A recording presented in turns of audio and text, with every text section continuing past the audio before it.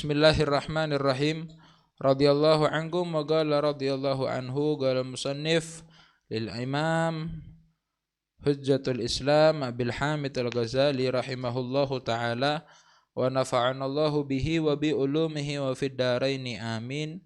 Ila anggal qala Al-Hasan Al-Basri rahmatullahi taala alaih, kullu salatin la yahduru fiha al-qalbu fahiya ilal uqubati asra'u. Wa qala Rasulullah sallallahu alaihi wasallam, innal abda la yusalli salata fala yuktabu lahu minha sudusuha wala ushuruha wa innama yuktabu lil abdi min salatihi biqadri ma akala minha ila akhiri ma qala radhiyallahu anhu wa arda. Beliau Al-Imam Al-Ghazali mengatakan, berkata Al-Imam Hasan Al-Basri. Jadi menukil perkataan Imam Hasan Al-Basri. Siapa Imam Hasan Al-Basri? Imam Hasan Al-Basri ada yang mengatakan beliau adalah Sayyidut Tabi'in, pemimpin daripada para tabi'in. Tabi'in itu siapa? Tabi'in itu adalah orang-orang yang mereka menjumpai para sahabat Nabi tapi tidak berjumpa dengan Nabi. Kalau mereka yang berjumpa dengan Nabi dan beriman kepada Nabi, mereka masuk golongan sahabat.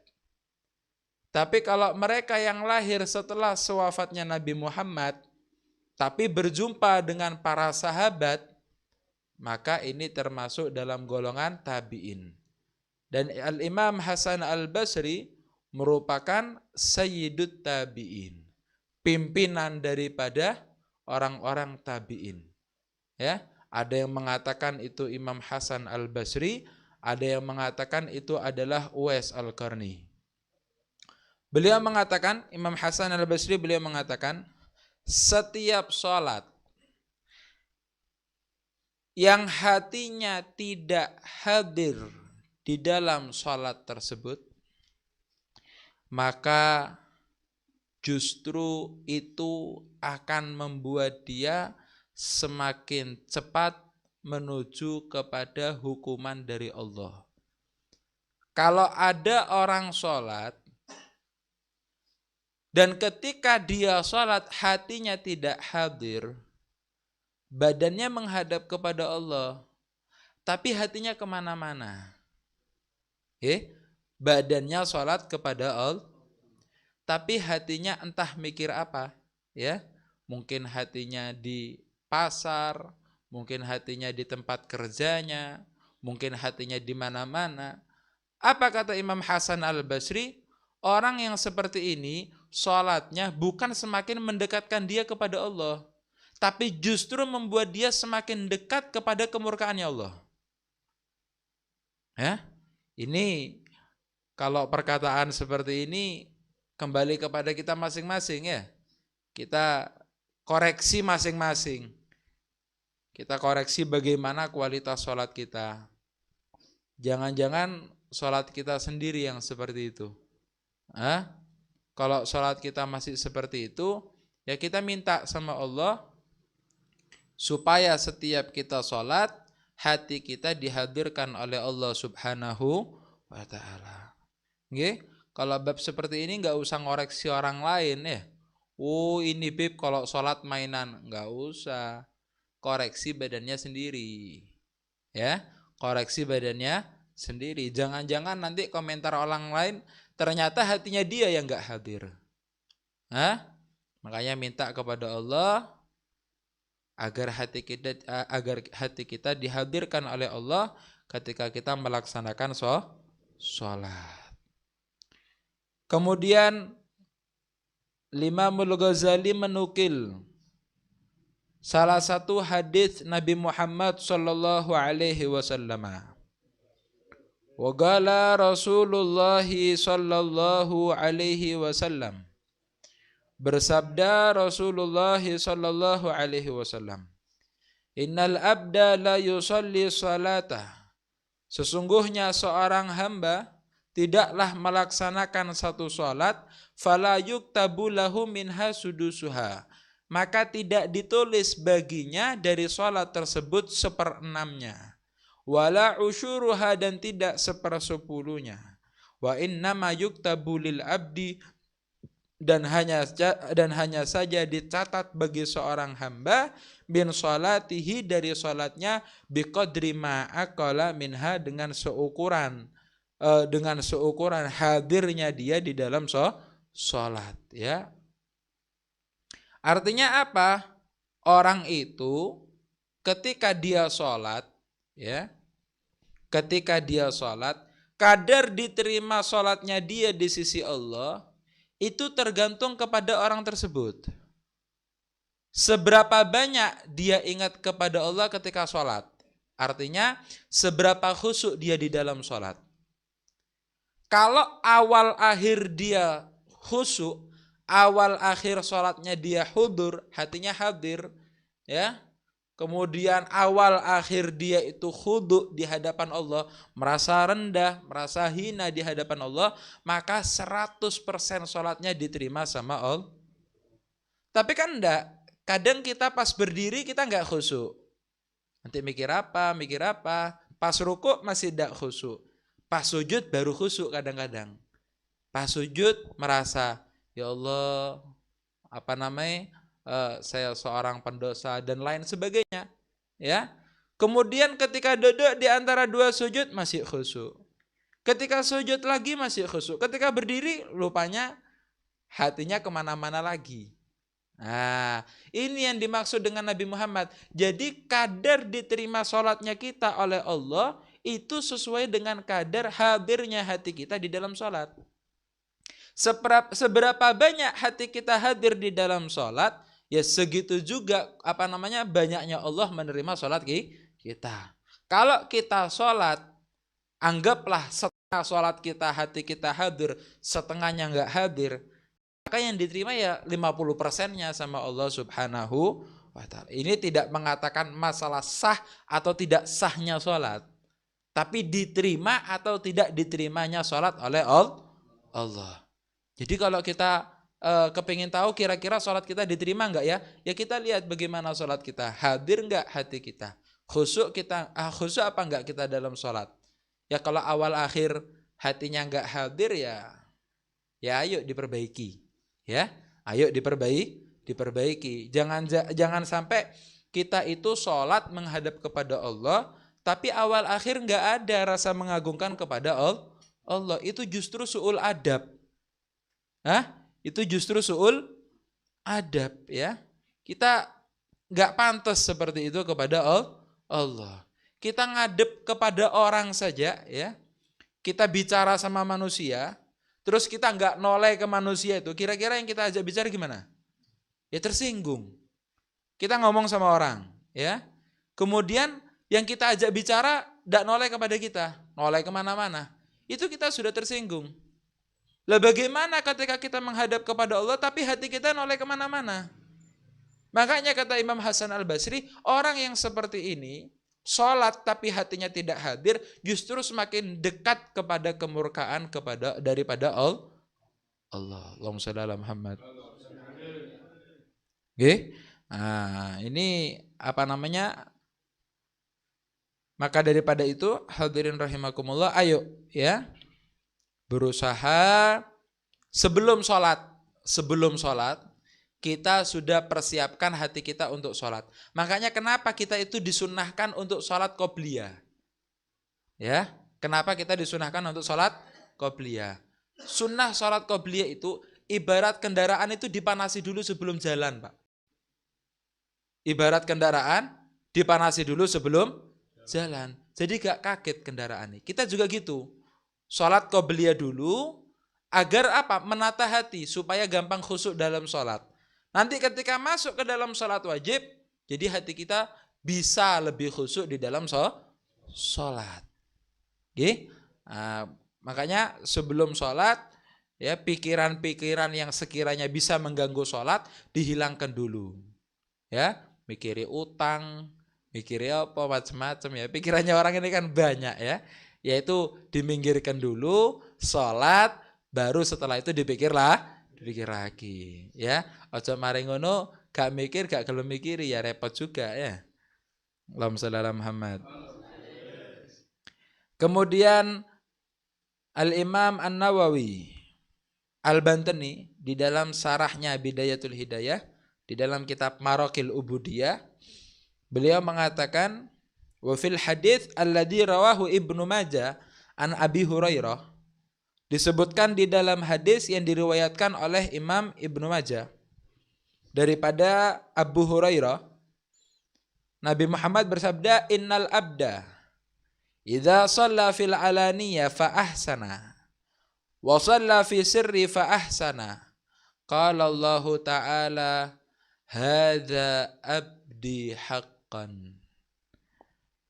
Kata Rasul sallallahu alaihi wasallam, sesungguhnya seorang hamba ketika dia sholat di depan halayak rame, sholat di depan orang banyak, fa ahsana, kemudian dia memperbagus sholatnya, sholat depannya orang, sholatnya diperbagus.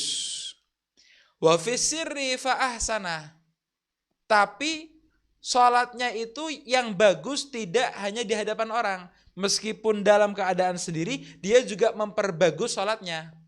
Begitu ya.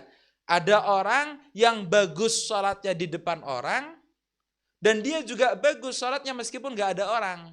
Jadi ada orang, tidak ada orang, tetap sholatnya bagus. Ya, ada orang, tidak ada orang, nggak ngaruh, sholatnya tetap bagus. Jadi bukan cuma bagus ketika ada orang saja. Kata Nabi Muhammad, kalau ada orang yang sholatnya bagus meskipun ada atau tidak ada manusia, maka apa kata Allah Ta'ala? Qala Allah Ta'ala, kata Nabi Muhammad, Allah berfirman, hada abdi haqqan, ini hambaku yang sebenarnya. Yang mereka memperbagus sholatnya bukan hanya ketika dilihat manusia. Meskipun dalam keadaan sendiri pun dia perbaiki sholatnya, karena sholatnya tujuannya hanya untuk Allah subhanahu wa ta'ala. Allahumma sholli ala Muhammad. Kemudian beliau mengatakan wal makna, dan maknanya daripada hadis ini, Imam Nawawi mengatakan annal abda, sesungguhnya seorang hamba idza shalla fardhan aw naflan, jika dia salat fardu atau salat sunnah, haitsu yarahun nas, ketika dilihat oleh manusia, fa ahsana salata, dia memperbagus salatnya, bi an ata bima yatlubu fiha wa lam yura'i biha, dengan dia mengerjakan apa yang dianjurkan di dalam salat dan tidak ada rasa riya di dalam hatinya ketika dia melaksanakan salat. Ya. Wa shalla haitsu la yarahu ahad fa ahsana salata. Dan dia salat ketika tidak dilihat oleh seorang pun dan dia memperbagus salatnya. Bi an ata bi arkaniha, dengan dia melaksanakan rukun-rukun salat, wa surutiha, dan memenuhi syarat-syaratnya salat, wa mustahabbatiha, dan memenuhi anjuran-anjuran di dalam salat, min khusyu'in wa nahwi, baik dari khusyuk dan lain sebagainya, wa kana wafiqan inda hududillah mumtathilan awamirahu mujtaniban limanahihi, ya, dan dia sesuai dengan perintah-perintah Allah, dia mengerjakan perintah Allah dan menjauhi daripada larangan-larangannya, asnallahu alaih, maka niscaya Allah akan memujinya. Jadi kata Imam Nawawi, makna daripada hadis ini, ya, sesungguhnya ketika ada seorang hamba yang dia baik sholat fardu ataupun sholat sunnah di hadapan manusia, dia bagus sholatnya. Dan ketika di hadapan manusia tidak ada rasa riak di dalam hatinya, nggak kepingin dipuji orang, ya sholatnya ya lillahi ta'ala, kan begitu ya, nggak ada kepingin dibilang oh masya Allah orang ini ahli ibadah. Enggak ada. Ya, kata Nabi Muhammad, kata Imam Nawawi, makna daripada hadis tadi, kalau ada orang yang sholatnya bagus, baik di hadapan manusia ataupun ketika tidak ada manusia, ya, maka niscaya Allah akan memujinya. Ya, Allah akan memujinya. Wa nasyara thana'ahu bainal malaikah. Dan Allah akan menyebarkan pujiannya kepada para malaikat. Jadi dipuji sama Allah, Pak. Bukan cuma itu tok. Pujiannya diumumkan kepada seluruh malaikat. Fayuhibbunahu. Sehingga apa? Sehingga semua malaikat cinta kepada orang itu. Sehingga para malaikat cinta kepada orang tersebut. Apakah cukup di sana? Tidak. Tsumma taqa'a mahabbatahu fi qulubi ahlil ard. Allah memujinya. Kemudian Allah sebarkan pujiannya kepada para malaikat. Sehingga para malaikat mencintainya. Dan kecintaan tersebut akan tertancap di hati semua penduduk bumi. Akan tertancap di hati semua penduduk bumi. Ahlul ard, ya, dikatakan ahlul ard, semua penduduk bumi. Manusia, binatang, malaikat, semuanya cinta kepada seorang hamba yang ketika sholat benar-benar lillahi ta'ala. Fahadha huwa abdul ladhi yusafu bi annahu qaimun ala qadami ta'ah. Ya. Ini adalah seorang hamba yang disifati hamba ini berdiri atau mendirikan berdiri di atas jalan ketaatan. Fahuwal abdu haqqan. Inilah yang dimaksud dengan sebenarnya hamba atau sebenar-benarnya hamba di hadapan Allah Subhanahu wa ta'ala. Ya mudah-mudahan kita bisa semuanya, nggih. Mudah-mudahan sholatnya kita bukan cuma kepingin dipuji sama orang. Amin, amin ya rabbal alamin. Makanya kita penting ya, di sini kita ambil pelajaran bahwasanya kalau kita itu melaksanakan segala sesuatu itu lillah, untuk Allah, ya, maka orang tersebut tidak akan pernah gerak hatinya. Tidak akan pernah gerak hatinya. Yang repot itu kalau dia berbuat baik tapi niatnya bukan lillah. Niatnya bukan untuk Allah. Niatnya untuk orang. Sehingga kalau enggak direspon sama orang, kecewa. Sehingga kalau dia enggak direspon sama orang, hatinya kecewa. Yang menimbulkan kecewa di dalam hatinya siapa?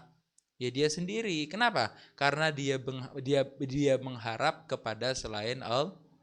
Kalau kita ngarep, Pak, kepada selain Allah, kecewa. Tapi kalau kita itu mengharapnya kepada Allah, tidak ada kata-kata kecewa. Kata-kata kecewa hanya mereka yang mengharap kepada selain Allah. Nah, kalau kita muamalah, Pak, kita ibadah, niatnya lillahi ta'ala, kira-kira Allah mungkin nggak tahu sama ibadah kita? Nggak mungkin, Pak, pasti Allah tahu. Jangankan ibadah kita sholat, apa yang terlintas di hati pun Allah tahu. Jadi mereka orang-orang yang sholat itu, Pak, dipuji ataupun gak dipuji gak ngaruh, Pak, tetap istiqomah. Mereka nggak nyari viral-viralan. Bukan viral-viralan, enggak. Makanya orang-orang yang seneng viral itu justru bahaya. Jangan-jangan niatnya bukan untuk Allah. Kalau orang lillahi ta'ala, Pak, bu viral, bu gak viral, sak karep, yang penting saya ibadah untuk Allah. Lah itu yang dikatakan seorang hamba yang benar. Hamba yang ketika dia sholat di hadapan manusia ataupun gak ada manusia gak berubah sholatnya. Ya, Jangan nanti kalau ada orang, khusyuk, ya kalau nggak ada orang, sholatnya main-main. Nah ini berarti dalam hatinya ada gerakan hati sholatnya kepingin dipuji sama orang. Lah ini yang bahaya. Ini nanti timbul sifat riya, kepingin dipuji orang, ujub, bangga diri sama ibadahnya. Ini berarti ibadahnya bukan untuk Allah, ya. Mungkin dia dipuji sama orang, tapi ya sudah, dapat pujian saja, tapi nggak dapat apa-apa di hadapan Allah Subhanahu wa taala. Makanya ayo ya, dari majelis ini kita diajarkan oleh Imam Ghazali bahwasanya jangan sampai kita itu ibadah niatnya bukan untuk Allah Subhanahu wa taala. Kemudian kita masuk kepada pembahasan yang baru. Kita bahas sedikit saja, nggih. Insyaallah kelanjutannya kita bahas ada di pembahasan yang akan datang. Insyaallah minggu depan kita bahas lanjutannya lagi. Kita bahas sedikit saja. Adabul imamati wal qudwati. Adab imam dan mengikuti, ya. Yang bagi lil imam, seharusnya bagi seorang imam ayyu khaffifas shalah, meringankan sholatnya. Hendaknya bagi seorang imam meringankan sholatnya. Qala Anas bin Malik radhiyallahu anhu, ma shallaitu khalfa ahadin salatan akhaffa wala atamma min salati Rasulillahi sallallahu alaihi wasallam. Berkata Anas bin Malik radhiyallahu anhu, semoga Allah meridhoinya. Beliau mengatakan, aku tidak pernah sholat di belakang seseorang yang sholat tersebut lebih ringan dan lebih sempurna daripada sholatnya Rasulullah sallallahu alaihi wasallam. Artinya apa? Anas bin Malik radhiyallahu anhu, beliau mengatakan, saya itu nggak pernah sholat di belakangnya orang yang sholatnya lebih sempurna dan lebih ringan daripada sholatnya Rasulullah. Mengajarkan kepada kita kalau Rasulullah itu sholat di depan halayak ramai. Artinya ketika Rasulullah itu sholat posisi sebagai imam dan banyak makmumnya, Rasulullah itu sholatnya nggak panjang-panjang. Rasulullah itu sholatnya tidak panjang. Kenapa? Ya, karena kalau sholatnya terlalu panjang, kasihan yang di belakang. Kalau Rasulullahnya kuat, Pak. Kalau yang di belakang kan lain-lain. Ada yang kuat, ada yang tidak kuat, kan begitu. Ya, dan seorang imam itu harus menyesuaikan dengan makmum, ya. Ojo mentang-mentang imam sik enom, sik kuat, belakangnya makmumnya tua-tua tidak peduli. Ya, saya lo kuat, yang belakang juga harus kuat, ya tidak bisa gitu. Harus menyesuaikan. Di sini dikatakan,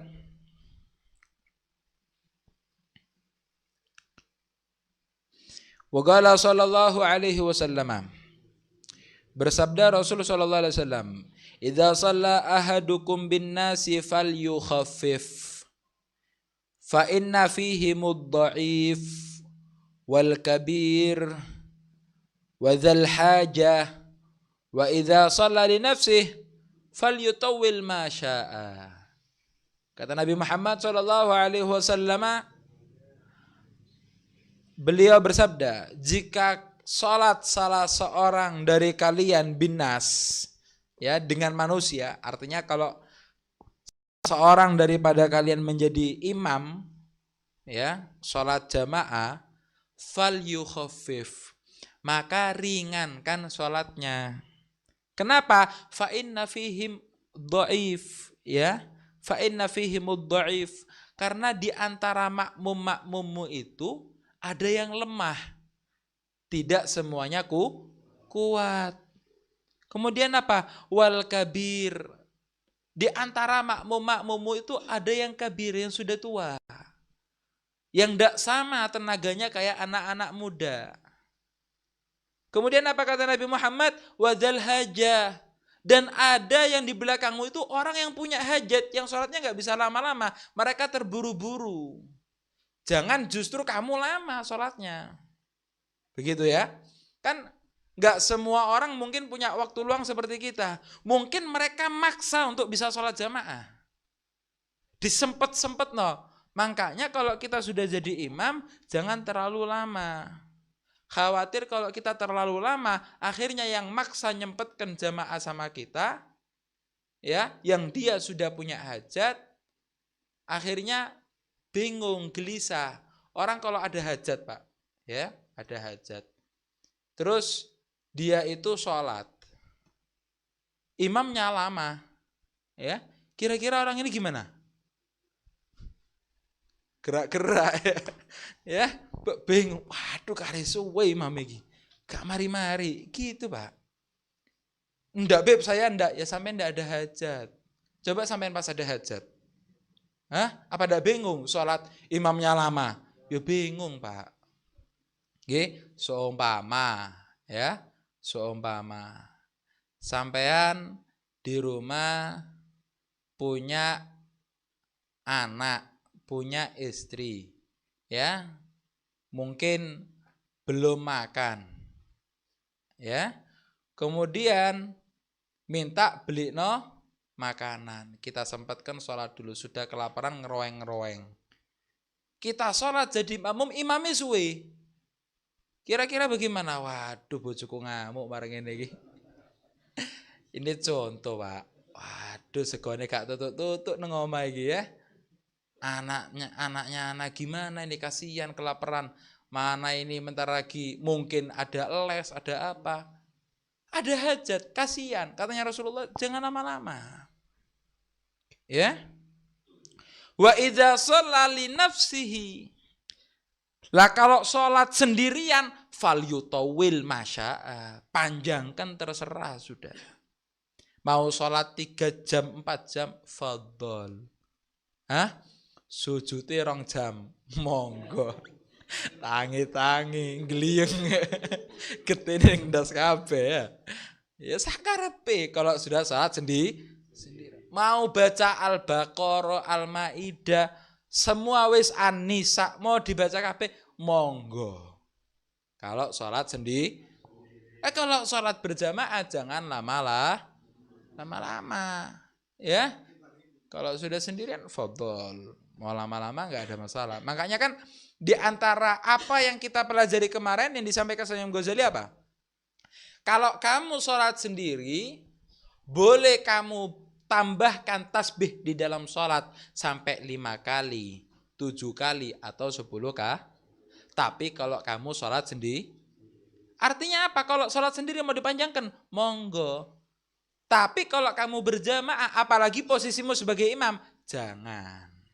Ya, jangan dilama-lama. Niru sopo? Niru siapa? Nabi Muhammad ini loh sholatnya ringan kalau jadi imam. Tapi kalau sholat sendiri Rasulullah, kalau tahajud, Al-Baqarah dibaca, kemudian surat-surat panjang setelah dibaca semua Pak. Dan ada riwayat-riwayat daripada sahabat yang pernah ikut tahajud sama Nabi Muhammad. Artinya bukan Nabi Muhammad itu ndak suka sholat panjang, bukan, tapi menyesuaikan dengan makmum. Kalau sudah sholat sendiri, ya Rasulullah cinta Pak, sholat lama-lama, berduaan dengan Allah. Berduaan dengan Allah. Maka daripada itu kalau ada orang sholat, ngimami kok suwe, nah ini tidak tahu niru siapa ya. Ini niru siapa, wallahu a'lam bishawab ya. Terutama bagi kita yang biasa ngimami sholat. Ya, saya tidak pernah ngimami di masjid, tapi ngimami di rumah ya sama saja Pak. Ya ngimami istri, ngimami anak, jangan lama-lama. Ya, diringankan sholatnya. Pernah suatu ketika ada salah seorang sahabat, ya, kalau nggak salah sahabat Mu'ad bin Jabal, kalau nggak salah ya, saya agak lupa. Sahabat ini sholat Pak, jadi imam. Sholatnya panjang. Makmumnya bingung Pak. Waduh kok dawa iki imame. Ketika melihat kejadian ini ada beberapa sahabat yang menyaksikan, loh kok lama sholatnya. Padahal sholat berjamaah dilaporkan kepada Nabi Muhammad. Rasulullah, ada satu sahabat ini sholatnya lama. Kalau jadi imam sholatnya lama. Kasihan makmumnya, dipanggil. Ya, sahabat ini merasa, loh kenapa sholat lama? Toh kita menghadap kepada Allah. Kan begitu ya. Katanya Nabi Muhammad dipanggil, kamu sholatnya tadi lama. Iya wahai Rasulullah. Gimana Rasulullah? Apa kamu mau membuat fitnah di antara umat? Kaget sahabat ini. Loh gimana Rasulullah? Kalau kamu sholat di hadapan manusia, sholat jadi imam, maka ringankan sholatmu. Nah itu termasuk daripada munculnya hadis yang kita baca barusan. Itu gara-gara apa? Ada sahabat yang sholatnya terlalu lama. Sehingga makmumnya bingung Pak. Karena terlalu lama imamnya. Ya. Maka daripada itu hadirin rahimakumullah, melalui daripada apa yang kita pelajari di malam hari ini, kita mengambil pelajaran yang pertama, kita harus berusaha ketika kita sholat, hadirkan hati kita. Ya, kita berusaha hilangkan semua hal yang mengganggu sholat kita. Perasaan-perasaan yang mengganggu sholat dihilangkan dulu. Ya, pikiran-pikiran yang tidak ada hubungannya sama sholat dipinggirkan dulu. Kita sholat yang enak, yang khusyuk, menghadap kepada Allah, hadirkan badan dan hati dan pikiran semuanya menghadap kepada Allah. Maka yang seperti itu ya, itu adalah sholat yang benar.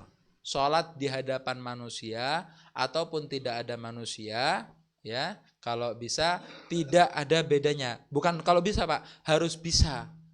Karena niat sholatnya kita itu untuk Allah, bukan untuk manusia. Inilah orang-orang yang dicintai oleh Allah, dicintai para malaikatnya Allah, dan dicintai oleh seluruh penduduk bumi. Kemudian hikmah yang kita ambil, kalau kita sholat jadi imam jangan terlalu lama, karena Rasul Shallallahu Alaihi Wasallam beliau pun ketika sholat jadi imam juga tidak lama, disuruh ringankan sama Nabi Muhammad Shallallahu Alaihi Wasallam.